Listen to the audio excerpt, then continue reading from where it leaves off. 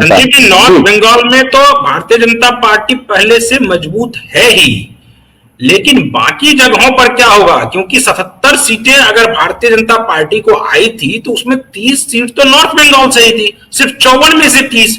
बाकी जो 240 सीटें और हैं, उस 240 में तो मात्र आप समझिए कि 47 सीट ही ला पाई थी भारतीय जनता पार्टी पिछले चुनाव में।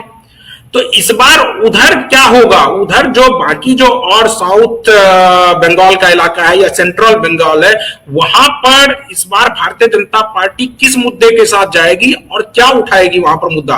क्योंकि प्रदर्शन के हिसाब से देखें तो टीएमसी का प्रदर्शन बहुत बेहतर रहा था, 213 सीटें, 48.5% वोट।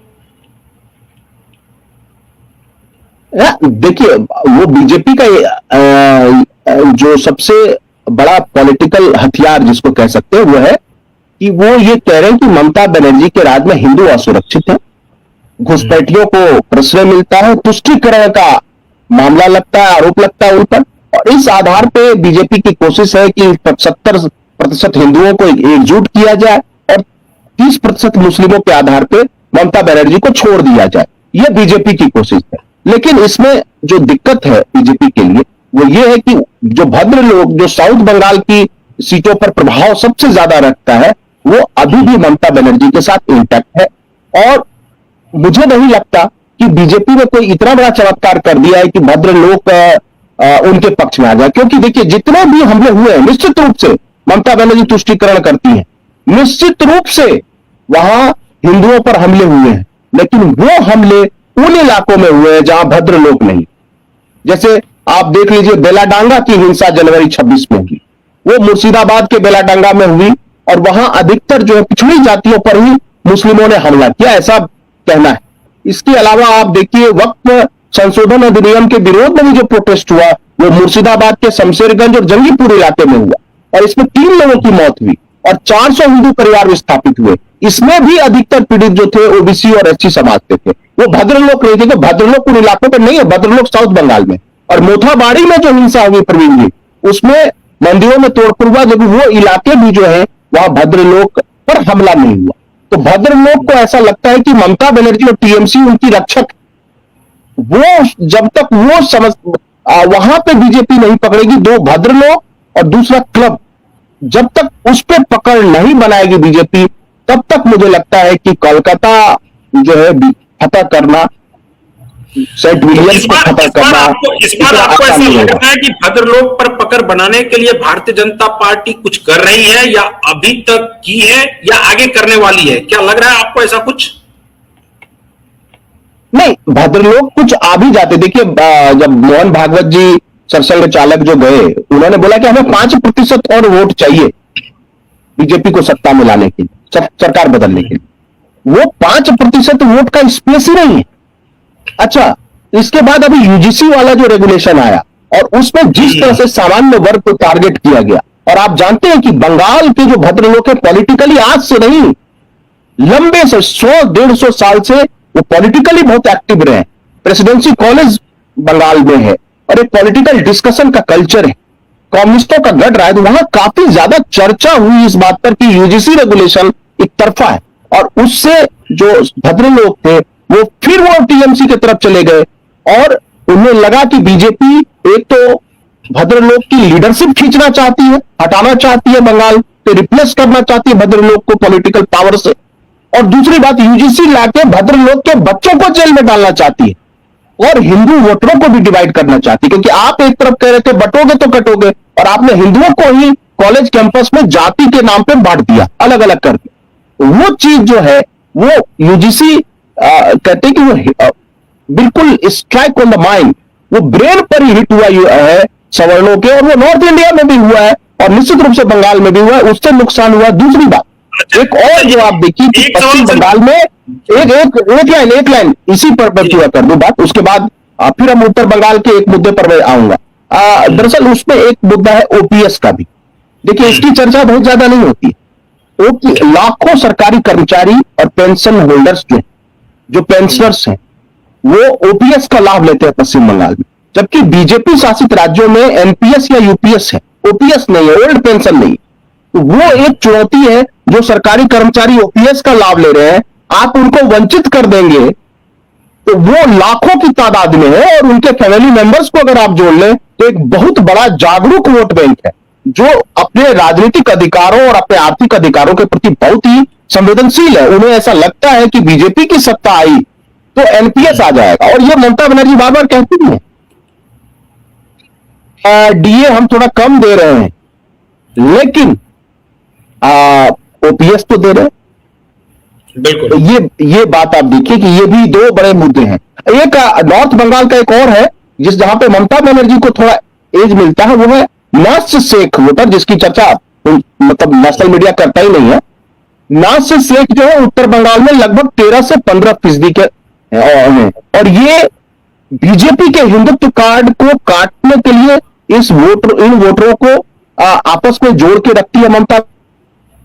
आपने चर्चा की अनंत राज की, उनको अपने पाले में लाके राजवंशी समुदाय को भी, जो 33 लाख है इस इलाके में, उनको भी अपने पाले में लाना चाहती है। यानी नाच से तो है ही भी ममता जी के साथ, और मुस्लिम वोटर्स तो है ही, इसके अलावा अगर राजवंशी उनके सपोर्ट में आ जाए तो फिर उत्तर बंगाल का भी गेम बदल सकती है ममता बनर्जी, ये क्षमता है उनमें। अच्छा संजीव जी, एक आखिरी सवाल लेंगे, क्योंकि लगातार ये कहा जाता रहा और ये बहुत सारे आंदोलन भी हुए कि उधर जो दार्जिलिंग का क्षेत्र है पहले भी उसको अलग करने के लिए और बोडोलैंड को लेकर वाला भी मुद्दा एक था। तो अब जो जिस प्रकार से ये एक फिलर दिया गया कि एक यूटी बनाया जाएगा, और आपने कहा भी कि जो सीमांचल के कुछ जिले जो खास करके बिहार से हैं, अररिया, किशनगंज, पूर्णिया, कटिहार, और उधर से उत्तर बंगाल के कुछ जिलों को काटकर, तो क्या इसका असर भी कुछ होगा? क्या आने वाले समय में उत्तर बंगाल के लोगों को ये लगेगा कि हो ना हो एक यूटी ही बन जाए या कुछ अलग राज्य का ही स्टेटस मिल जाए, तो इसका कुछ लाभ भारतीय जनता पार्टी को इस चुनाव में होगा क्या?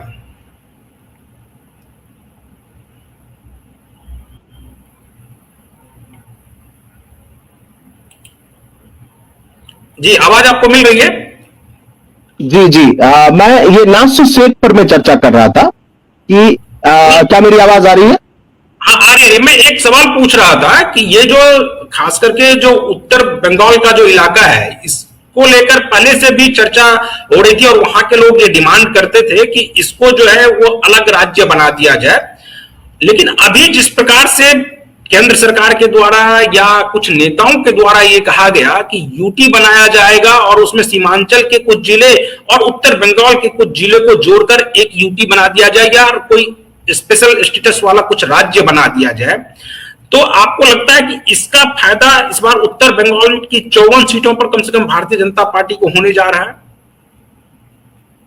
नहीं, देखिए इसमें यह है कि बीजेपी के जो साउथ बंगाल के लीडर हैं या सेंट्रल बंगाल के लीडर हैं, उनका यह कहना है कि ये बैकफायर भी कर सकता है बीजेपी के लिए, क्योंकि देखिए किसी भी राज्य को अगर आप तोड़ते हो एक हिस्से को, तो दूसरे इलाके के लोग सोचते हैं कि उनके राज्य की स्थिति को कमजोर किया जा रहा है। वैसे भी देखिए बंगाल और बंगाल से ही निकलकर बिहार और उड़ीसा राज्य बना, और अगर बंगाल को एक बार फिर से विभाजित किया जाएगा तो उन बंगालियों के सेंटिमेंट्स को भारी नुकसान होगा और टीएमसी उनको मुद्दा बना लेगी, जो कि सेंट्रल बंगाल में रह रहे हैं, जो जंगल महल में रह रहे हैं, जो साउथ बंगाल में रह रहे हैं, और इससे बीजेपी को नुकसान होगा। वही बात जो साउथ बंगाल के भद्रलोक इसके खिलाफ उठा लेंगे आवाज की ये बंगाल वर्सेस दिल्ली का मुद्दा बन जाएगा, तो वो बैकफायर कर सकता है। इसलिए वो बीजेपी के किसी बड़े नेता ने इस पर सहमति नहीं जताई, मतलब वर्बली।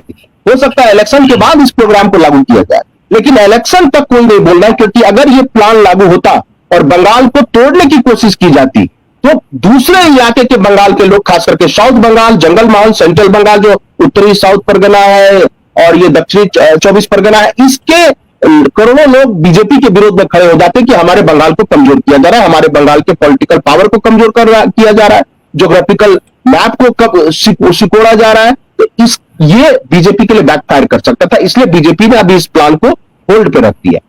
जी नहीं, आप नास शेख के बारे में कुछ बता रहे थे, उसको कंप्लीट कर लीजिए, उसके बाद फिर हम लोग इस प्रोग्राम को खत्म करेंगे।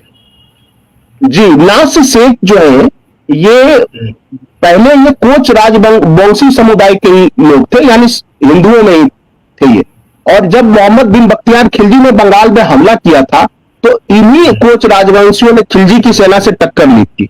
लेकिन धीरे धीरे करके इनका धर्मांतरण हुआ, और जब धर्मांतरण हुआ और खास करके उत्तरी बंगाल के जो कोच थे, जो राजवंशी थे, और जो पोलिया इनके अंदर जो सब कम्युनिटी थी, इन लोगों का इस्लाम में धर्मांतरण करवाया गया 15वीं से लेकर 18वीं सदी तक, यानी 300 साल तक।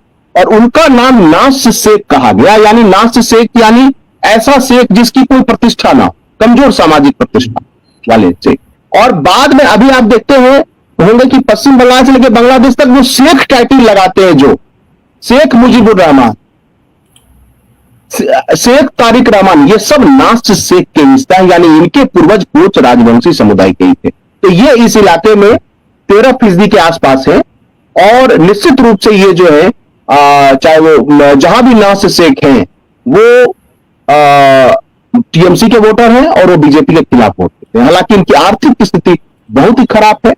जो जितने भी सोशियो इकोनॉमिक इंडिकेटर्स हैं वहां इनकी स्थिति सुधर नहीं पाई, चाहे वो कांग्रेस का राज हो, चाहे कम्युनिस्ट का राज हो, चाहे टीएमसी का राज। ये नॉर्थ बंगाल का ओवरऑल एक इक्वेशन था, जिसमें कि ट्राइबल, चाहे कोच राजवंशी हो या नास्य शेख हो या हिंदू हो, मुस्लिम हो, बौद्ध हो, क्रिश्चियन हो, या फिर ज्योग्राफिकली आप कह लीजिए दिनाजपुर का इलाका हो या दार्जिलिंग का इलाका हो, या जो संख्या है विधायकों की बीजेपी की, या क्या अभी इक्वेशन क्या है, ममता बनर्जी क्या करना चाह रही है, बीजेपी क्या करना चाह रही है, इन सब मुद्दों पर हमने नॉर्थ बंगाल के बारे में निश्चित रूप से कोशिश की अपने दर्शकों को जानकारी देने की। आज हम लोग इस डिबेट को यहीं पर खत्म करेंगे और अब कल से लगातार इस पर हम लोगों की चर्चा होती रहेगी, बंगाल के अलग अलग मुद्दों के बारे में भी और सभी सीटों के बारे में भी। 294 सीटों के बारे में हम लोग आपको बताएंगे कि वहां पर किसकी स्थिति मजबूत है,